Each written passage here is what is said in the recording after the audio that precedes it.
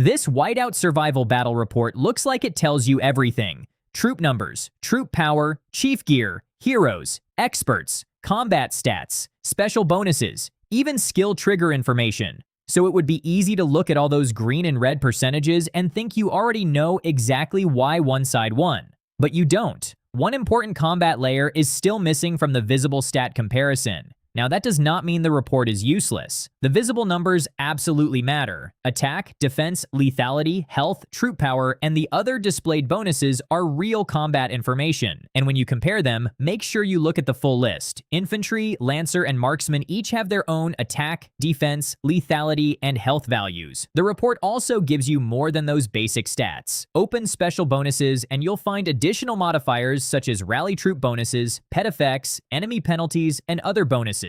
And the list continues when you scroll. So the game is not hiding every modifier from you. A lot of important information is right there in the report. But there is one major exception. Century Games explains that hero skill bonuses are calculated during battle, but those bonuses are not shown in the battle report stat comparison. The Combat FAQ also explains that hero skills work independently from the stats listed in the report. So when you compare the visible attack, defense, health, and lethality percentages, you are not seeing the entire hero skill layer folded into those numbers. And there is an important detail here. Battle details can still show hero skills. In this report, you can see how many times different skills triggered. Scroll further and the table continues across more heroes. In some cases, you can even see kills associated with a skill. That does not contradict what we just said. Seeing that a skill triggered is not the same thing as having that skill's combat bonus added into the visible stat percentages. The report can show you that a skill activated without turning its entire effect into one of those green or red numbers. This becomes even more important when you're analyzing a rally. The rally captain brings 9 hero skills from the 3 captain heroes. Rally members can add 4 primary hero skills. That is a significant skill layer operating during the fight. So if you judge a rally only by the visible percentages, you can miss a lot of the hero skill context that actually participated in the battle. And this helps explain something players see all the time. Better visible stats do not automatically guarantee a win. Troop composition matters. Infantry take the frontline pressure, so how long they survive affects how much time your back row gets to keep dealing damage. Targeting matters too.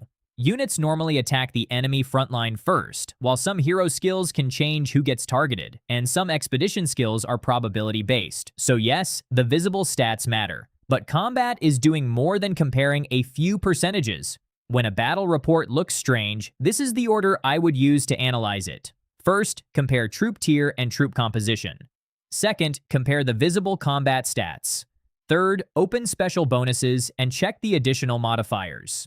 Fourth, inspect the heroes and the expedition skills that were active.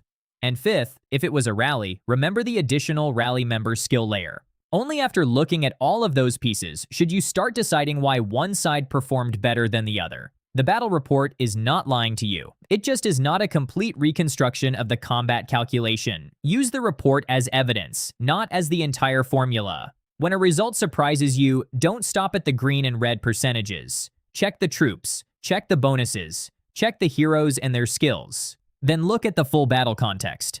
That is how you get much closer to understanding what actually happened.